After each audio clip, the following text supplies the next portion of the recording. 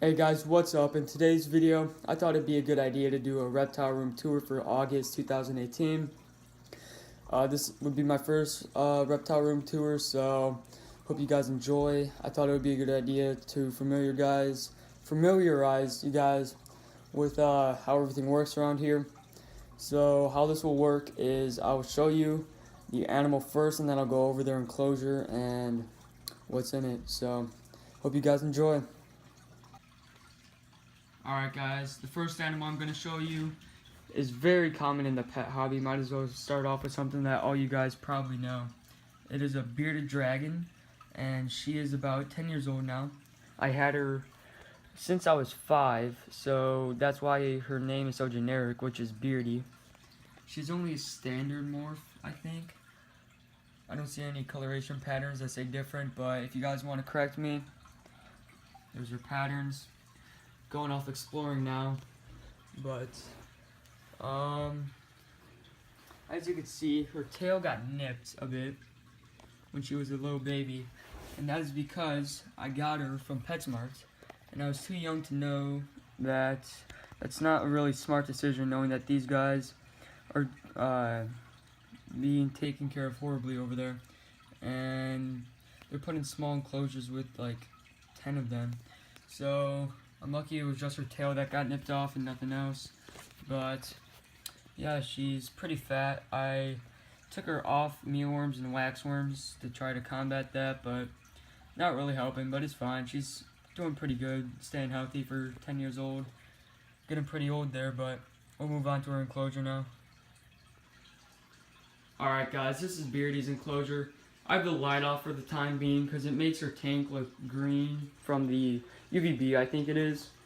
So I have her on crushed walnut shells, which is a more natural and healthy alternative to just straight dirt and sand.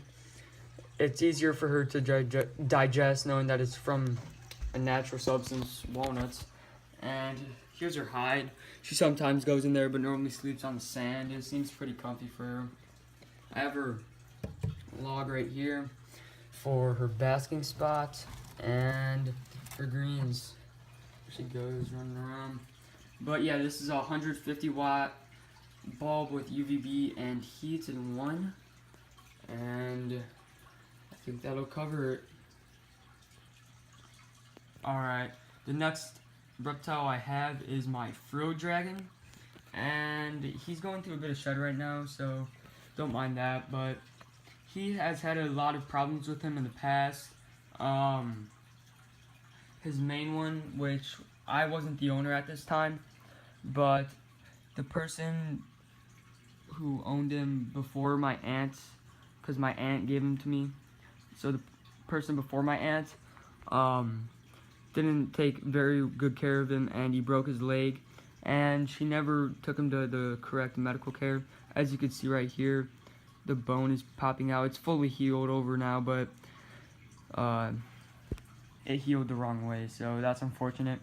And next up, you could see he cut his lips open, or his mouth.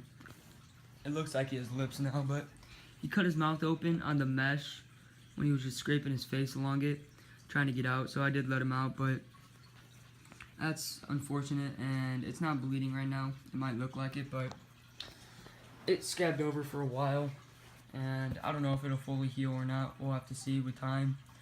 But anyways, for this guy, got him from my aunt, who took him from someone who couldn't take care of him anymore. And yeah, he's a male. I would put the camera down for a second. I'll show you by his amazing stomach. Come here, dude. Come here. Alright, 1 second, guys. Alright, I don't know if you could tell, but he has that beautiful orange stomach. So, yeah, that's my frill dragon, and his name is Bloke. So, yeah, move on to his enclosure. This is what I have Bloke in right now. No live plants, only fake. And this is the mesh that he scraped his face on. Down here, he always rubs his face up against there, and I let him out when he does it. and then he stops. But I'm thinking of putting tinfoil or something along that bottom so he can't do that anymore. But then I still need it on the back and the sides because he wants to climb around. That's why I have him in the mesh still and not a glass enclosure, because he loves climbing up on the sides to get to his heat bulb and his UVB. But yeah, all fake plants in here. He has a hard time climbing on smooth surfaces and stuff. He can't really get up here, and this is too smooth because of his broken leg that healed the wrong way. So that is unfortunate, but I got a little small log that has some grip on him for him to climb up onto. That's the main reason I got that, so he has more stuff to climb on besides just his walls.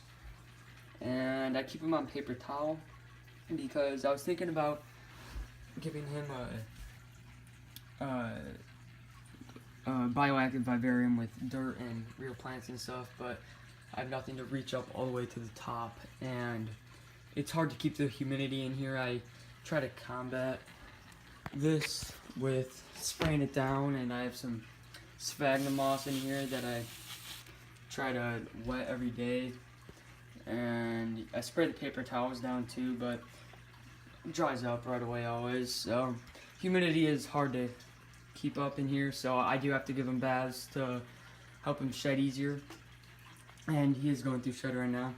So yeah, I think that'll do it for Bloke's enclosure. One more look at him.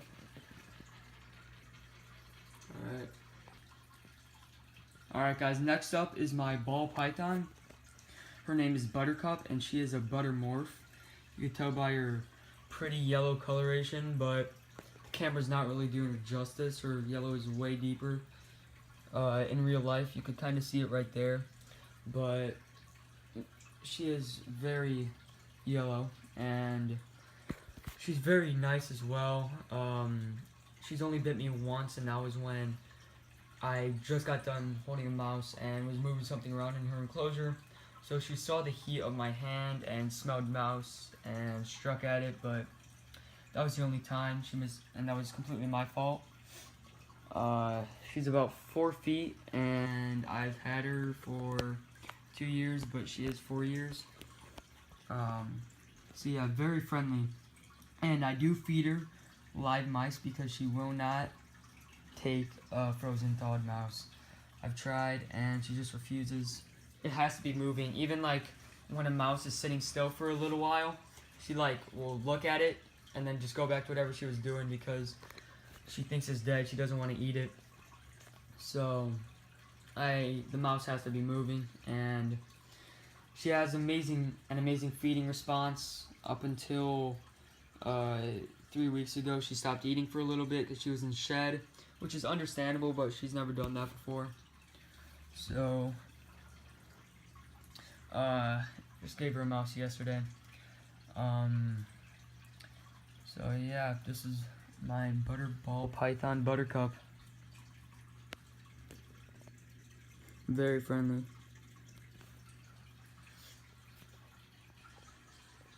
Alright, this is Buttercup's enclosure. I have her in a homemade setup that me and my dad built. I'm definitely turning this into a bioactive setup in the future. It's perfect for it. Got the epoxy all over so no water's gonna get out, and it's big enough where I could put some major plants in here. I'm planning on getting a lot of driftwood all across the back wall right there, so that'll be pretty cool. And right now I have her on aspen bedding, so no pine or anything that's gonna hurt her.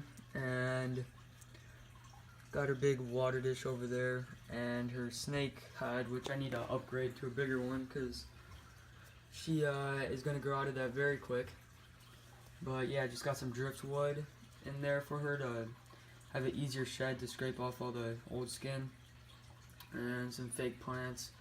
I can't wait till I'm able to turn this into a bioactive enclosure, but it's going to be a big process. And up here is just a normal light. Just a normal bulb, no heat or anything, just to add some light into her enclosure. I had 2 heat lamps, one for day, one for night up here that I swapped for a heat pad. I had the heat pad in her enclosure because there's no way the heat is reaching through this wood and epoxy.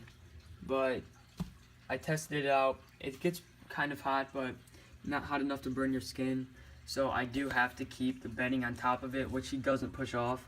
But I do have to check every so often to make sure that she's not hurting herself, and there is bedding still on top of the heat pad. But my hand's perfectly fine on here. It gives her all the heat she needs, and yeah, I think it's really working out instead of the lights. The lights, I believe, just didn't give her enough heat, and whenever I would take her out, she'd always feel cold. But yeah, I try to keep her humidity up by just spraying down with this sphagnum moss in here, and there's some in there. That used to be her old hide, but she grew out of that way too fast, so I just bought her this new one. And yeah, I can't wait till I turn this into a bioactive enclosure with live plants, driftwood all over the back to fill up some space. And I'm probably gonna just have the bottom with coconut fiber, I mean, and potting soil. Oh, there she is yawning. You could see that. I don't know if you saw that or not, but yeah. Moving on to my next animal. Do one more look at her real quick. Alright, next up is my female gargoyle gecko. I just got her a few days ago, so don't mind if she starts jumping a little bit. I haven't fully tamed her yet, but she is a partial red stripe, I believe. I don't know her exact morph because the guy I bought her from at the Reptile Expo mainly bred crested geckos, and so he didn't really know. He wasn't an expert on these guys and didn't really know all the morphs. So if you guys want to help me out in the comments, let me know what morph you think she is. She's fired up a little right now, not as much as she can, but she's normally all white, and that stripe down her middle is white as well. Yeah, you could see the black patterning running across her sides. So yeah, she's an awesome gecko, and I have plans on breeding her in the future when she gets bigger. She's only 15 grams right now. I measured her last night. So yeah, look at the blue eyes. I love that. So awesome. Alright, let's move on to her enclosure. Here is Apollo's bioactive vivarium. I have her in a 12 by 12 by 18 Exoterra, and I'm feeding her Pangea watermelon fruit mix. I have the papaya flavor as well right here, but the guy gave me watermelon. The guy I bought her from gave me watermelon, so I'm just using the rest of that. I have springtails and dwarf white isopods in here, which make it fully bioactive. So that's pretty nice. I'm planning on doing this for any new addition I get. Right here I have a Sigonium arrowhead, Earthstar bromeliad, a bit of pothos down here, all those 4 plants, and then some Phytonias, the white and pink variation, and then this is a mystery plant right here. We'll have to see what it is when it grows. I had it in a grow box, and I don't know the name of it, but I had it as a seed, planted it, and then it grew into this, so we'll have to see when it gets bigger. But yeah, I have a cork bark hide back there, which she is hiding in. Let me see if I could see her. Oh, plant's in the way.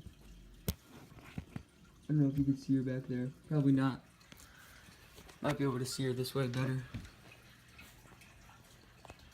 So yeah. And then have a cork bark against the dirt there to give the vivarium some depth and a rock. So yeah, I think that'll do it for this enclosure.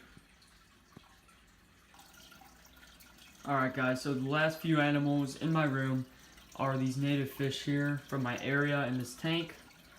I got a few bass and bluegill and a bullhead down up in his log right there.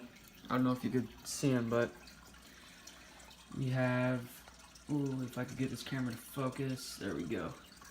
The two bass are named Mustang, which is right here, and Sally. And then the two bluegill are Bacon and Eggs. If you guys could get that reference from what those names are from, just let me know in the comments and I'll pin you. Right here, have an El Nino fern and some Temple compacta, which the fish are just ripping up. I don't know why, but it's dying very badly. Got a moss ball and some plants that I don't know the names of, but I leave them in there to oxygenate the water. Then the last two animals I have in here are these two snails. One is right there, and I don't know the species of that one. Then I have a bigger snail right here, which is named a Japanese mystery snail. As a species, it's an invasive species up in my lake house. We have millions of them, so I just grabbed the one to help clean up the tank with algae. I'll do a quick look around of my reptile room, just to let you guys know, and I mean my room, more specifically. I have my Buttercup down there, who's in her hide, Beardy, and all their lights are shut off because it is time for them to go to bed, so everyone's just chilling out. Bloke, and then Apollo, who is in her hide, right there. And yeah, I hope you guys enjoyed this reptile room. I have one more animal in my house. Ooh. I have one more animal in my house, which is not mine. It is my brother's, that I'll show you guys in a second. But this is the ending of my room. Just giving you guys a look around. So yeah, hope you guys enjoyed this section, and I have one more animal that I will show you.